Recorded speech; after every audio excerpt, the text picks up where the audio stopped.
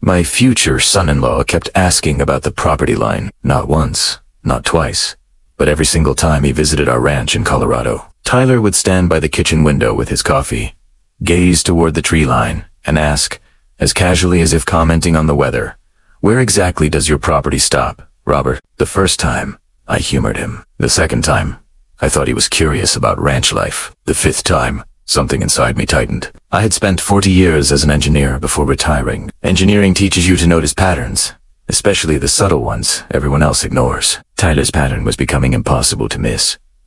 My daughter, Claire, always laughed it off. "He's just interested in the ranch. Dad, you know how city boys are."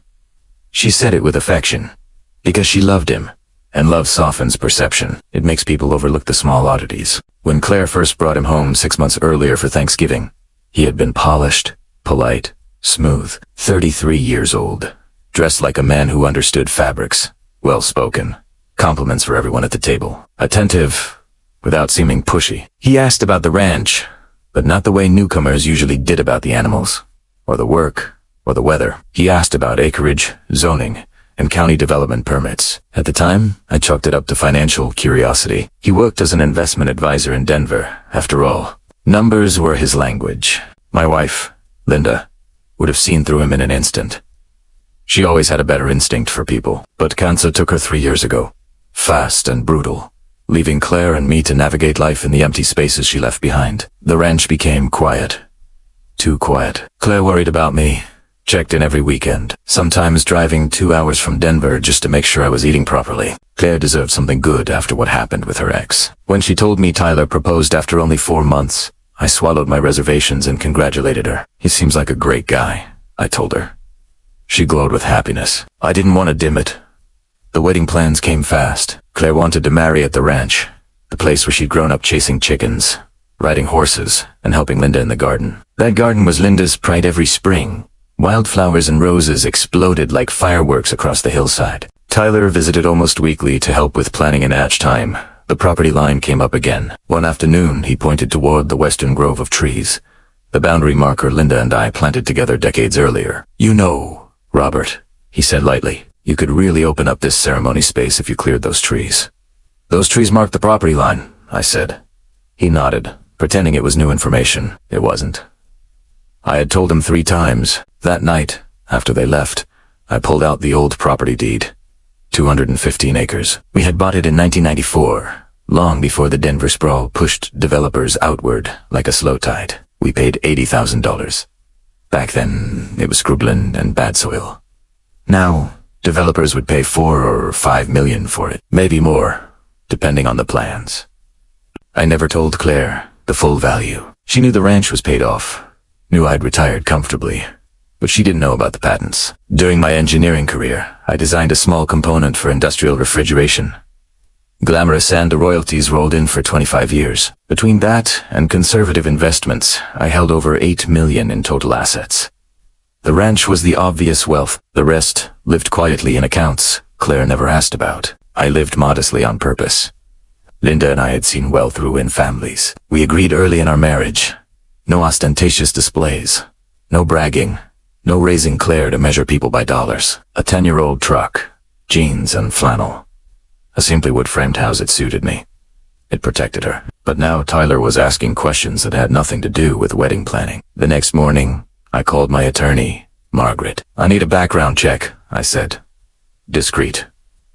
"On Tyler." She sighed. "Robert, if you have concerns, talk to Claire." "Not yet," I said. "Just check." 3 days later, she called me to Boulder. She didn't want to speak over the phone.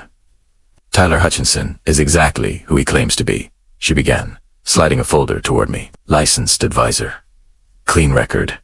No arrests. No lawsuits." I relaxed until she said, "But twice engaged. Never married." Both engagements lasted under 6 months. Both ended after confidential family financial discussions. No scandals, no lawsuits, no accusations. Just. She showed me notes. Names. Families.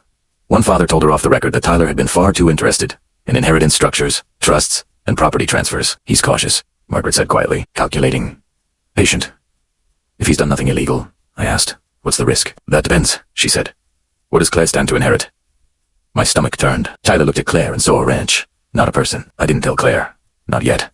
I needed proof, not suspicion. Love makes denial easy. I wasn't going to destroy her relationship with vague warnings. A week later, Tyler arrived with a portfolio case and financial documents. Estate planning, he said with cheerful confidence. Smart to do, especially at your age. At my age, 30 years ago, I would have thrown him off the porch. Instead, I said, go on. He brought power of attorney forms, trust documents, revised wills. All very clean, very professional, all positioning him as the future manager of the ranch and, eventually, everything I owned. Who's going to take care of this place if something happens to you? He asked. That sentence stayed with me. Something happens, not if when. I called Margaret again. I need surveillance, I said. Robert, he is positioning for control. I need to know how far this goes. She hesitated, then said, I know someone. Patricia, small, sharp, unremarkable, in appearance exactly the kind of woman nobody noticed. Waiting a week. She had mapped Tyler's social habits. His calls, his meetings, he wasn't sloppy. He was disciplined, which made what came next even more chilling. One Tuesday evening, Patricia sat across from me in my study. I placed the device in his car during routine service. Legal enough. You need to hear something. She played the recording. Tyler's voice filled the room smooth, controlled, detached. I'm at the ranch again, playing the sweet son-in-law. The old man has no idea. Another voice. Male. You're sure about the value? Tyler sounded amused. County records don't lie. 215 acres. Bought in 94. With development reaching that far, it's easily, probably 5 if we parcel it. A pause. Then, colder. And the old man, he's gotta be loaded. No debt. Retired engineering. He's sitting on a pile. The daughter has no clue. Thinks daddy's just middle class. It's perfect. What's the play? The other man asked. Tyler's voice dropped. Almost bored. I marry Claire. Be the perfect husband. Earn. Trust. Get power of attorney under the guise of helping with the ranch. Then when the old man has a fall or some cognitive decline, a laugh. Not loud. Not sinister. Just practical. Care. Facility handles him. Claire inherits. I manage the assets. We divorce once the dust settles. Colorado's a marital property state. I woke with half. The man whistled. Cold. Efficient. Tyler corrected. I shut off the recording. Patricia watched me carefully. What do you want to do? I want him exposed, I said. Not arrested quietly. Exposed. With Claire there, with witnesses. We built a plan. The week before the wedding, I played my part. Tyler visited again to finalize documents. He pushed hard for me to sign. I pretended to waver. He left convinced he was winning. The night before the ceremony, the ranch was filled with guests for the rehearsal dinner. Tyler toasted to family and future and prosperity. I smiled like a man who believed him. Patricia watched from the fringes. Margaret had arrived with a briefcase full of legal protections. I thought I controlled the timing, but Claire had been listening all along. The wedding morning was clear and golden. Claire wore Linda's pearls. I walked her down the aisle as violins played and guests stabbed at their eyes. She looked radiant and pale. I assumed it was nerves. Now, I know better. When the vows began, and Tyler took her hands, ready to say I do. Claire didn't look at him. She looked at me. Then she reached into her bouquet and pulled out a folded slip of paper. She pressed it into my hand. 3 words in her handwriting. Dad, help me. The world tilted. The officiant's voice blurred. I stood. Stop. Gasps. Whispers. Confusion rippled through the chairs. What the hell are you doing? Tyler barked. Claire's voice trembled, but she was steady. I heard you, she said. Last night. At the hotel. You and Marcus. You said once you had power of attorney it would be easy. You said Dad is old and accidents happen. You said I wouldn't notice until it was too late. Tyler lunged for her arm. You're hysterical. This is anxiety. You're blowing. He didn't finish. 2 men moved faster. The sheriff and his deputy friends of mine grabbed him by the arms. Marcus tried to run. Patricia caught him at the gate. Margaret laid the folder of recordings and documents on the arbor table for all to see. Guests recoiled as the truth unfolded, not rumors, not suspicions, but audio, dates, motives, patterns. Claire sobbed against me. Dad, I didn't want it to be real. It was real, I said quietly. But you didn't marry him. That matters. By sunset, the property was empty. Chairs gone, flowers wilting, guitars, loading untouched food into trucks. The wedding that was supposed to begin a life had instead ended a scheme. Claire and I sat on the porch steps, still in wedding clothes. She stared at the mountains. I feel stupid. You're not stupid, I said. You believe in people. Some take advantage of that. But belief isn't a flaw. It's a gift. You just gave it to the wrong man. After a long silence, she asked what Tyler had only guessed at. Dad, how much are we worth?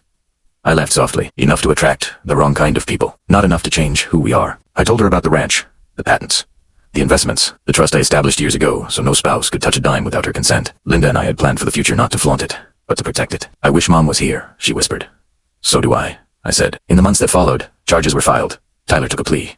Marcus went to prison. The headlines lasted a week. The whispers lasted longer. Claire moved back for a while. She spent evenings in Linda's expanded garden, Sitting on the stone bench, we added with her name carved into it. Flowers grow wild, here Linda's doing. Even now. One summer evening, as the sky burned orange, Claire leaned against me. Do you regret not telling me about the money earlier? Maybe, I admitted. But if you'd known, you might have attracted more Tylers. And you might have doubted everyone. This way, you learned something harder, but more important. The value of trust. She was quiet for a while. Then she said, I love you, Dad. I love you, too, sweetheart. We sat there until the sun dipped behind the mountains, and the crickets began to sing. Money can buy land and houses, and legal protection. It cannot buy moments like that. It can only protect them, and I would protect my daughter for as long as I lived.